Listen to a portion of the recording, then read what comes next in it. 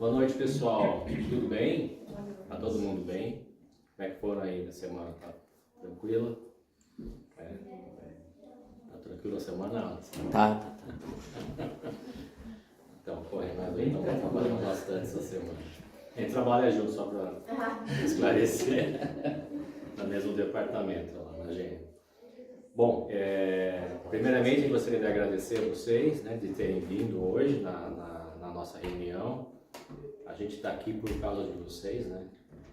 Não sei se já foi falado nos recados, mas a missão do nosso grupo é a divulgação da doutrina, né? Então a presença de vocês é imprescindível para que a gente possa divulgar a doutrina e aprender junto com vocês através dessa interação que a gente tem, né? Conversando e debatendo a respeito dessa filosofia tão interessante e que traz tanta resposta para a gente, né? Que a gente sempre busca e às vezes não se contenta com algumas explicações, e aí na doutrina espírita, pelo menos para mim, foi um lugar onde eu consegui obter muitas respostas, né? Embora eu seja uma pessoa muito cética, né, e não gosto de acreditar em nenhum dogma, né, ou seja, apenas naquilo que me faz sentido e que responde às minhas dúvidas mais íntimas, né? Então a doutrina espírita para mim é isso.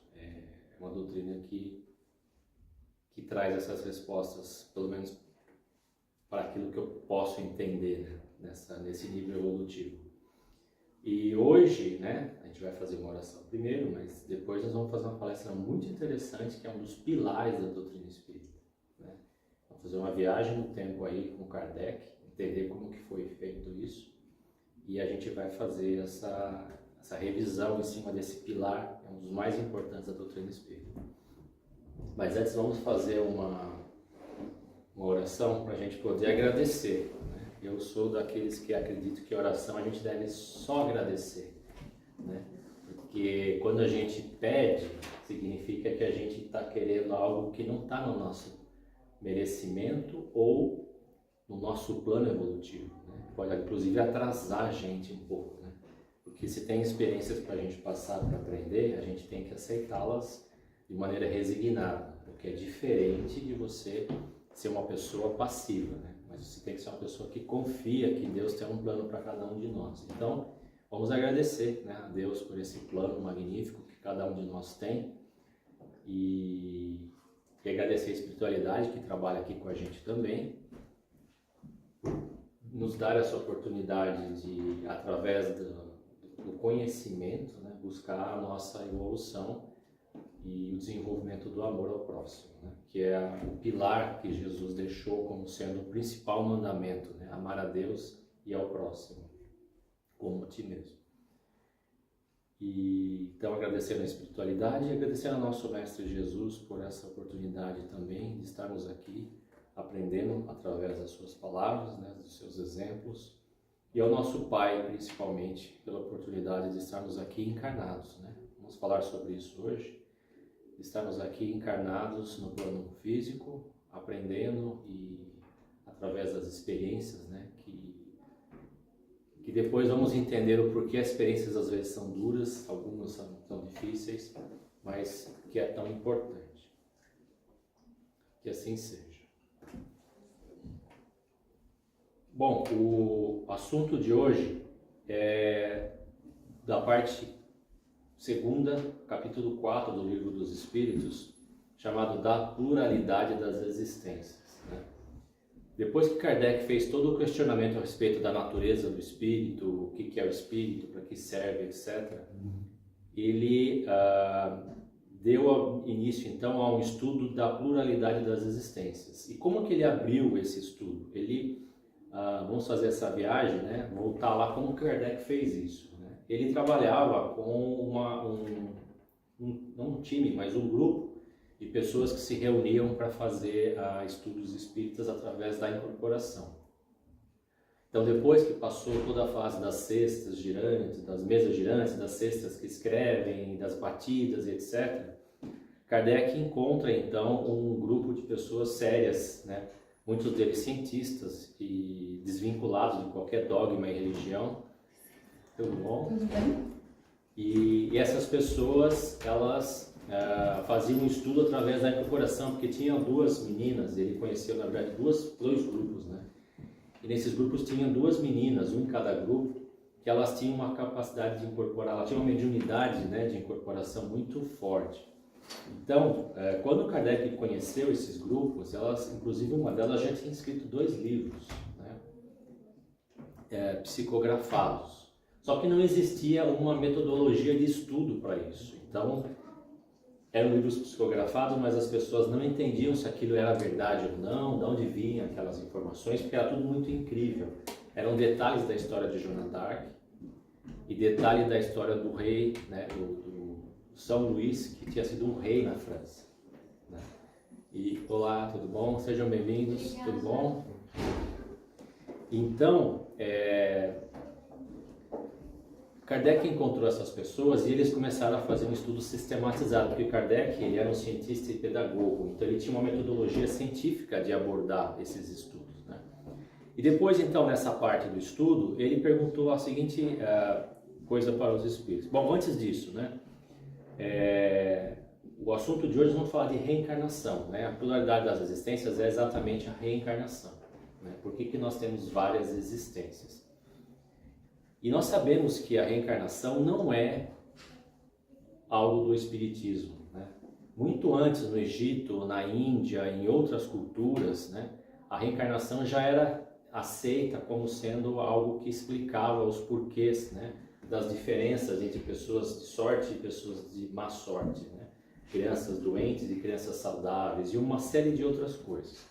Mas isso tudo de um ponto de vista muito mais lógico, intuitivo, né, do que uma coisa mais pesquisada dos porquês e dos comos. Né? E o Kardec fez exatamente isso. E como que ele abriu esse assunto junto com os espíritos? Ele fez a seguinte pergunta através da médium para os espíritos. Né? Como pode a alma que não alcançou a perfeição durante a vida corpórea acabar de depurar-se?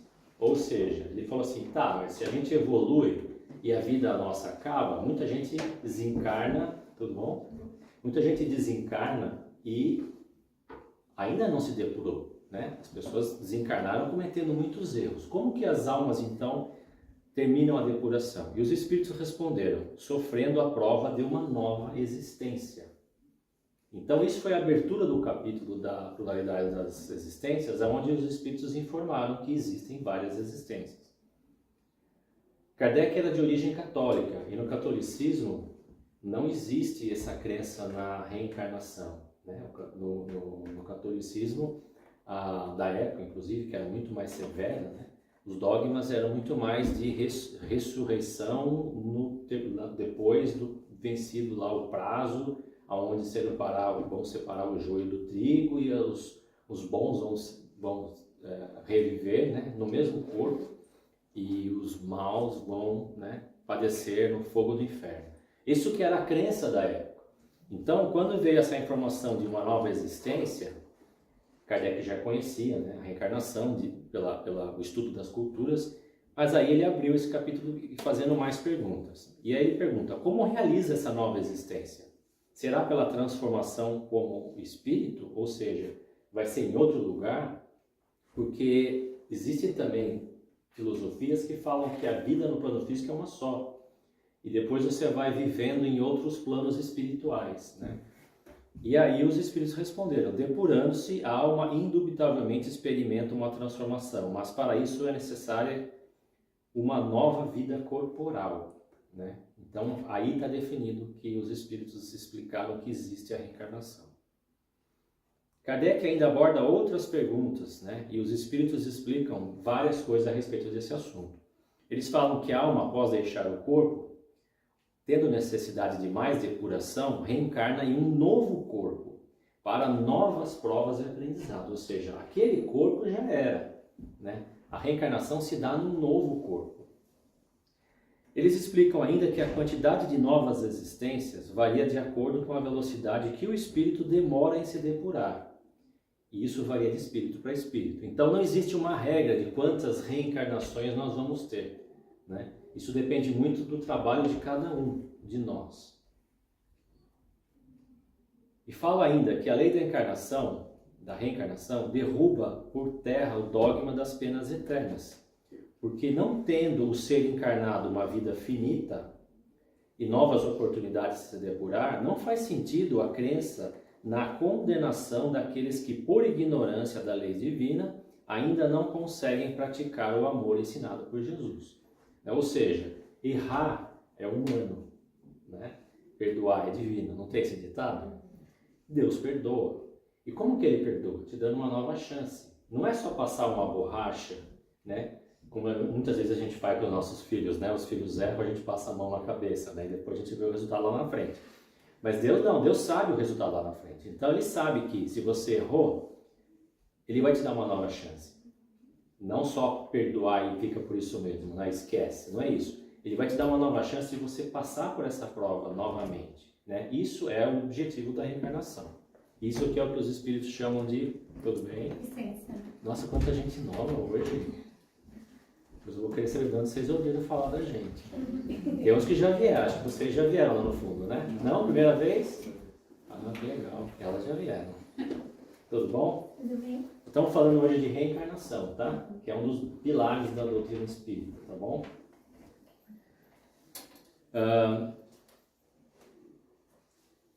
Numa próxima abordagem, Kardec continua perguntando então a respeito da encarnação, né? E numa próxima abordagem, Kardec questiona a respeito da encarnação em diferentes mundos. Porque ele fala assim, então quer dizer que os espíritos sempre vão reencarnar no mesmo planeta, né?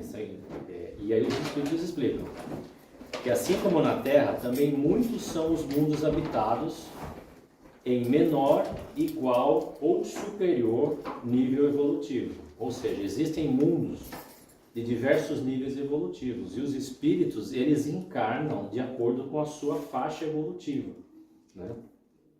Eles dizem ainda que os espíritos podem reencarnar diversas vezes no mesmo orbe. Porque Kardec pergunta, tá, mas como que é? Quem é da Terra sempre vai reencarnar na Terra? E os espíritos explicam, não, a Terra ela tem uma faixa evolutiva. Não significa que todo mundo está aqui, está no mesmo nível evolutivo. Mas existe uma faixa, desde os menos até os mais evoluídos, dentro dessa faixa evolutiva que é muito maior. Mas você, quando você desencarna, você vai reencarnar num orbe, né? Não chama de mundo, mas num planeta, onde você está na sua faixa, que pode ser a Terra, ou pode ser um outro planeta equivalente à Terra, né? E Kardec ainda pergunta,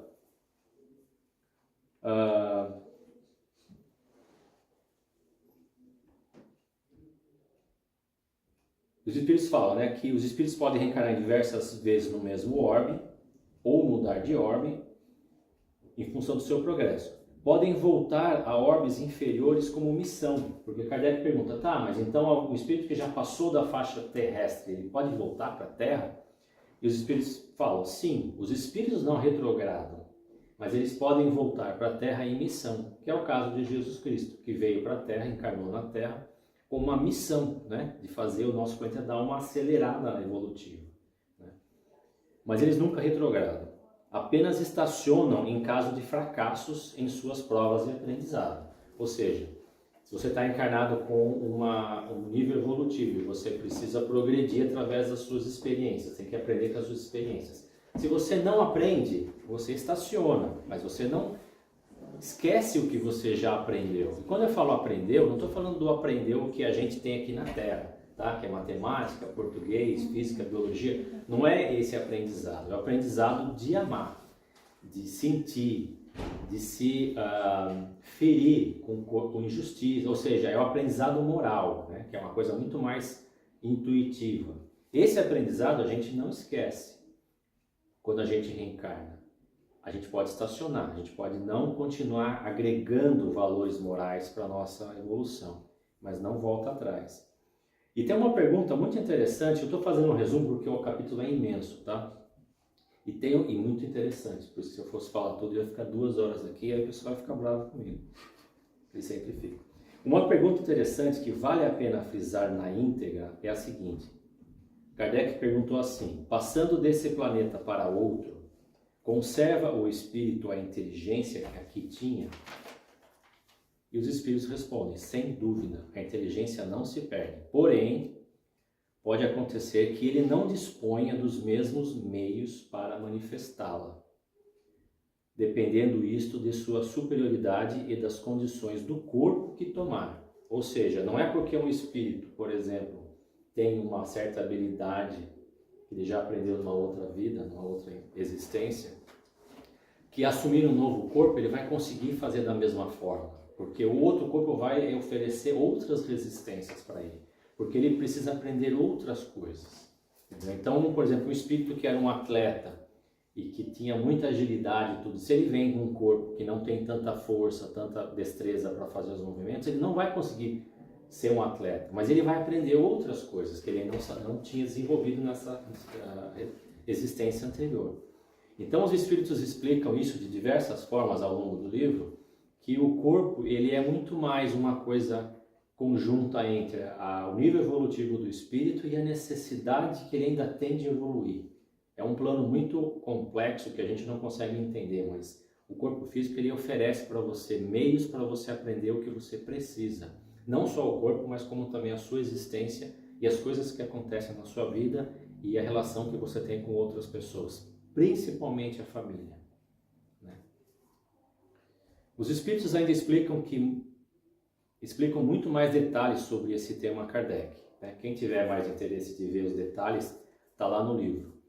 Como sobre a possibilidade do espírito escolher o mundo que vai reencarnar, quando for do seu merecimento, eles falam isso. A compatibilidade evolutiva, a infância do espírito, né? Fala sobre se o espírito tem ou não infância, como que é essa relação da infância do ser encarnado com o espírito, porque o espírito já pode ter desencarnado velho, ele vem como criança de novo, né? A natureza material específica de cada orbe na formação dos corpos físicos, ou seja, que o corpo ele é formado a partir do elemento daquele corpo, daquele plano físico, daquele planeta, né? Por isso que nosso corpo, se a gente parar para refletir, o nosso corpo ele é uma parte da Terra. É por isso que quando a gente quer ir lá para Marte ou para a Lua, a gente precisa fazer um monte de coisas para o nosso corpo ainda perceber que ele está na Terra. Então nós temos que respirar oxigênio, nós temos que beber água, nós temos que nos alimentar com alimentos que estão aqui na Terra. Pode ser processado, mas tem que ter os ingredientes que tem aqui na Terra que você encontra nas frutas, nas verduras, na proteína das carnes, etc. E a gravidade, ou seja, o nosso corpo ele é um pedaço do planeta Terra. E os espíritos usam os elementos da Terra para compor o seu corpo. A partir daí se cria a célula, cria a vida, etc. E o corpo então se forma moldado pelo perispírito daquele espírito que vai reencarnar. Tá? Mas ele é um pedaço da Terra. E é por isso que sofre as limitações, porque cada orbe tem as suas limitações. Por isso que a gente não consegue voar, por exemplo. Né? Nós somos sujeitos ao nosso peso e à gravidade aqui da Terra. Né? E nesse nível evolutivo. Quando questionado a respeito dos mundos dos espíritos puros, Kardec foi instruído que tais espíritos habitam sim tais mundos. Né? Existem mundos onde os espíritos são puros. Nesses mundos, o espírito não necessita da matéria daquele orbe, né? Porque ele já está num nível de leveza espiritual que ele não precisa agregar matéria para formar um corpo para poder se manifestar. E até por isso eles não estão presos àquele orbe. Ele pode, com a força do pensamento, viajar entre orbes, porque aquele lá é só um local, tipo um ponto de encontro para ele. Mas ele pode ir em outros orbes trabalhar, por exemplo, fazer as suas missões e co-criar junto a Deus, né? Dentro do seu grau evolutivo. Quando questionado, numa próxima abordagem, Kardec questiona sobre a evolução dos espíritos e como se iniciou, né? Porque ele fala, tá bom, a gente precisa se depurar, mas como que isso começou? Né? E os espíritos falam que o espírito também possui uma evolução. Quando na infância espiritual, na verdade não tem a ver com a criança, mas tem a ver com a origem, né, da formação dos espíritos, ele tem apenas o instinto. E aos poucos vai adquirindo outros aspectos da consciência, como emoção, sentimento, razão, intuição. e a consciência do eu, né? A partir de um certo grau evolutivo, que nós deixamos de ser instintivos apenas e nós começamos a perceber que nós somos nós, né? Se você pegar, por exemplo, um espelho e colocar na frente de um animal, ele pensa que é um outro animal. Se você coloca na frente de um ser humano, ele sabe que é ele refletido no espelho. Então, assim, nós temos a consciência de que nós somos nós. Os animais não têm isso, né? Muitos animais. Alguns animais dizem que tem um rudimento disso.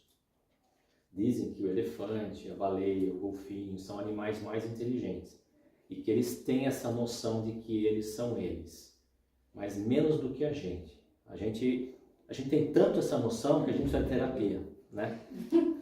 Não é que a gente vai terapia para lidar com conosco mesmo, né? Eu não sei porque minha cabeça não para, eu sou muito negativo e não sei o que. Ou seja, nós temos tanta consciência do eu que a gente adquire outros, né, problemas relacionados a isso. Se nós não tivéssemos essa consciência do eu, nós simplesmente viveríamos para satisfazer os instintos básicos, né, de alimentação, procriação, etc. Né, e descansar. Um conceito muito interessante que foi apresentado a Kardec pelos Espíritos, quando ele perguntou sobre aqueles que postergam o seu progresso, na certeza de que terão novas chances, né? Faz muito sentido, né?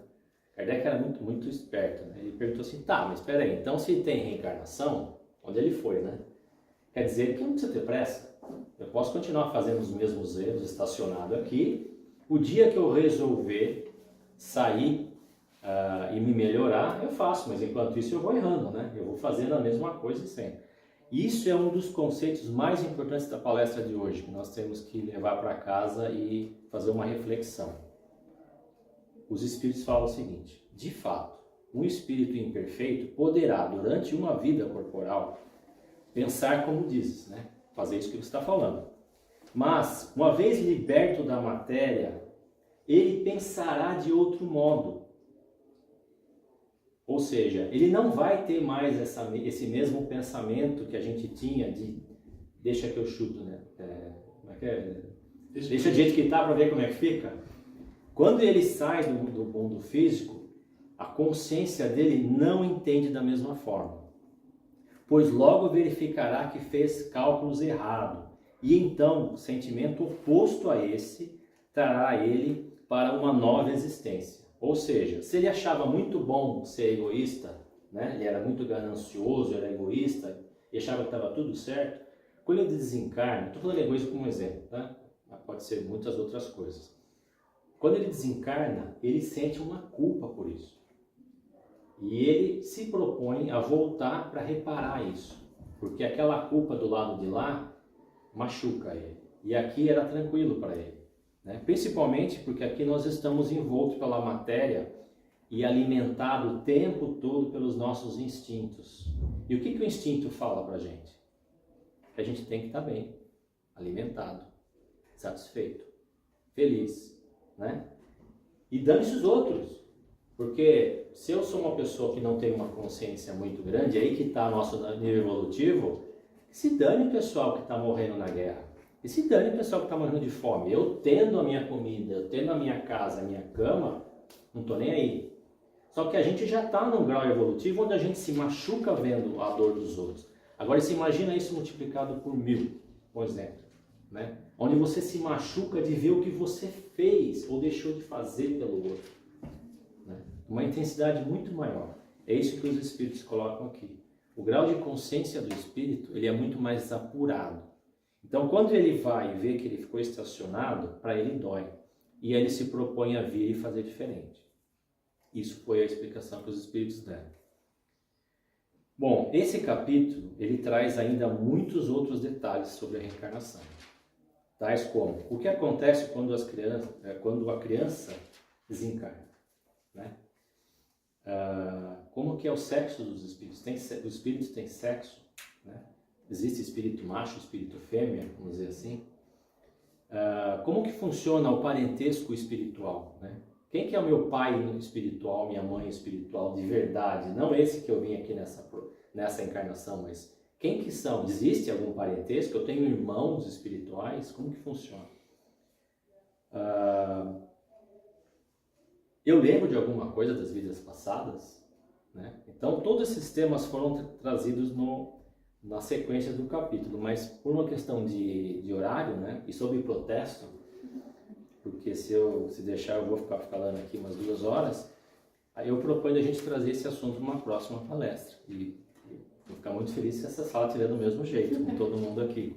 Para a gente falar desses temas, que são temas importantes, para a gente esclarecer a respeito desses detalhes, né? Como que funciona isso entre o mundo espiritual e o mundo físico. Posso contar com vocês, que vocês vão vir na próxima palestra? Então vamos fazer uma parte 2, então vamos falar sobre isso. E qual que é o livro? Eu estou aqui curiosa. Livro dos Espíritos. O Evangelho? Não, o Livro dos Espíritos. O primeiro que o Kardec escreveu, que é aquele de perguntas e respostas. Parte 2, capítulo 4. Porque o filme é bem resumidinho, né? É. Acho que o livro tem mais conteúdo. O filme você viu como que o Kardec trabalhava, né? Ele ia na casa daquela família lá, Rodin, e fazia as sessões de incorporação e tal.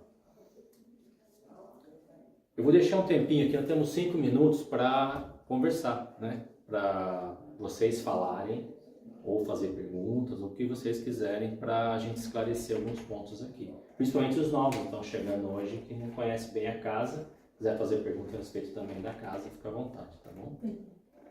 Alguém tem algum comentário ou pergunta? Além da Camila? Pode perguntar. Então se apresenta. Meu nome é Carol. Eu costumava frequentar espiritismo lá no Brasil. No Brasil? Antes da pandemia. Certo. E aí eu fiquei sabendo pela minha amiga. E aí eu falei, vamos lá, né? Você que trouxe. Obrigado. E você, primeira vez também, né? A primeira vez. Tá. E você ouviu da gente quando? Eu sempre fui em centro espírita desde que eu era bebê. E aí eu mudei pra cá, e aí eu procurei saber. Você e ficou aí um pouco tempo aqui, então. Não, eu tô bastante tempo. Mas eu senti muita vontade de vir agora, eu senti que tava me chamando, né? Eu procurei, porque eu sabia que tinha na árvore, só que é muito longe da minha casa. E eu tô trabalhando numa área que tem lá. Aí eu fiquei sabendo aqui. Legal. E você mora aqui perto, então? Eu moro em Rio. Ok. Legal. Sejam bem-vindas, então. Tem mais gente nova ali. A gente é a mesma história, só que eu cheguei agora, a gente veio da Califórnia. Ok. 3 meses. Isso. Ela já morava nos Estados Unidos e frequentava algum centro lá, não? Eu vou desde quando eu nasci. Na Califórnia a gente foi uma vez só, mas... Legal. E mora aqui por perto também? Na rua. Então. Eu tinha visto esse em Ann Arbor também, aí eu falei, 40 minutos, já fiquei super feliz, né? Aí quando eu vi que tinha esse, eu falei, nossa, 5 minutos, aí eu fiquei mais feliz. Legal. Bom, sejam bem-vindos também. Espero que vocês... Pode falar. O horário é 7h30 ou 7h? 7h30, e aí às 8 e pouquinho, depois a gente termina, a gente tem um passe, tá? E depois tem um grupo de médiuns que faz um trabalho mediúnico, depois do passe ainda, mas aí não é aberto ao público, é só o grupo. E nós temos planos, né, já tivemos no passado, e temos planos de fazer treinamentos para ter mais médiuns também nesse trabalho aí. Quem tiver interesse, fala com a gente dá um treinamento, e quando vocês estiverem aptos e se desejarem fazer trabalho mediúnico, a gente tem aqui depois do passe, tá bom? Eu não falei no começo, mas nós temos uma evangelização infantil. Não sei, vocês são jovens, não devem ter filhos ainda, mas temos a evangelização infantil para quem desejar. Ela já tem? Ela já tem, é grande já. Ela é jovem, né? Ela cuida do meu filho, a filha dela. E nós temos iniciativas também de caridade, né? Nós fizemos no passado, depois da pandemia deu uma diminuída, trabalhos em grupos que faz atendimento, né? A gente faz um trabalho num shelter de desabrigados, então, para fazer alimentos para eles. Camila ia lá. Quem ia aqui no shelter? Quem já foi, além da Camila? Eu não fui. Você não foi? Não fui, acredita? Mas Eu cheguei a fazer umas doações, mas eu combinei de ir com a Deise, mas não deu certo. Não deu certo. Acho que por causa da pandemia, né? Mas é que você participava doando, né? Doando, é. Tá. E nós temos planos de fazer mais atividades como essa, né? De atendimento, de distribuição de alimentos, porque a doutrina espírita é uma doutrina baseada no amor ao próximo, né? E porque é uma doutrina cristã, né? Embora a pessoa fale o contrário, né? O espiritismo é cristão, né? E por que ele é cristão? Não só porque Kardec veio da França e lá as pessoas eram cristãs, mas porque os espíritos falaram para Kardec que o melhor exemplo a ser seguido, quando Kardec perguntou para eles qual que é, né, o exemplo a ser seguido aqui das que a gente deveria seguir. Então, assim, segue o que ensinou Jesus. Ele é o maior exemplo que vocês têm de espírito evoluído que foi a ensinar uma coisa para vocês em missão, né? Não quer dizer que é o único, tá? Mas é o que o espiritismo segue. E nós seguimos muitos outros também, tá? Muitos espíritos evoluídos que passaram por aqui, como Chico Xavier, como Bezerra de Menezes e muitos outros espíritos que deixaram ensinamentos, são estudados também pelo espiritismo, tá? Mas a base é o ensinamento de Jesus, tá? É por isso que tem Jesus aqui, né? E tem os livros também, né? Que eu senti falta quando eu entrei agora. Lê. Tá aqui dentro. É bem lembrado. Nós temos uma biblioteca. Desculpa. Nós temos uma biblioteca. Se você tiver interesse em conhecer mais a doutrina espírita, principalmente para aqueles que estão estudando a doutrina espírita, nós temos uma biblioteca com diversos títulos ali. Tem desde a parte básica do espiritismo de Kardec, tem os livros que são muito bons sobre o espiritismo, que é dizer assim, um ensinamento mais atual do espiritismo que do Chico Xavier, tá? E tem muitos romances para quem gosta de romance espírita, tal. Todos eles ensinam alguma coisa. Então, fiquem à vontade. Nós temos um livro, não paga nada, tá? É só um controle para vocês poderem devolver o livro depois pra gente, mas ele é para vocês mesmo e fiquem à vontade, tá bom? Podem me procurar e eu dou as dicas também, tá? Ela é a coordenadora do nosso grupo. Vocês fazem palestra em inglês também? Então, a gente não faz. A gente tentou fazer, mas primeiro não teve quórum e mais espantou as pessoas que vêm aqui do que trouxe pessoas novas. Eu tentei explicar exatamente o que você falou hoje pro meu namorado que é americano e eu não sabia como explicar, porque eu tenho que te levar lá pra você entender, mas eu não tenho português, aí eu fiquei tipo, Esquece, né? não sei como explicar. É complicado. A gente tentou fazer, mas aí, por exemplo, tem muita gente que deixa de vir, entendeu? Fala Ele assim, assistiu o inglês filme do eu não- Allan Kardec e gostou. Gostou? Gostou bastante. Tem alguns livros. Então, nós estamos pensando, e agora até juntando aqui, nós estamos pensando em fazer uma sessão de conversa em inglês para tirar dúvida e falar sobre espiritismo. Justamente para amigos, namorados, maridos, esposas, e, né, que têm interesse, né, na doutrina, gostariam de conversar a respeito, mas tipo assim, só nos livros, que é uma coisa muito impessoal. Então, nós estamos pensando em fazer isso. Quer dizer, eu estou pensando. Veio a ideia hoje que ela me trouxe uma necessidade disso, uma amiga que está muito interessada, só que ela veio assistir uma palestra, mas ela não entendeu porque ela não fala português. Então, se vocês tiverem amigos interessados, avise a gente marca uma sessão e a gente conversa. Pode Meu ser? marido também, ele sempre vinha, só que quando chegava aqui ele quase dormia na palestra. Eu lembro, coitado. Ele veio muitos anos aqui, muitas vezes antes da pandemia, ele ficava no canto, assim, quietinho. Eu lembro disso. Ele não veio mais porque ele não entende nada. Então, fala pra ele, ó, dá mais uma segunda chance. A gente pode fazer, de repente, reuniões, né, periódicas, a cada quinzenal, Ele tem assim, interesse e ele para quer fazer debates a respeito de temas morais, sobre a filosofia espírita, sobre a ciência espírita, porque o espiritismo não é religião, pessoal, tá? O espiritismo ele nasceu como sendo uma filosofia científica.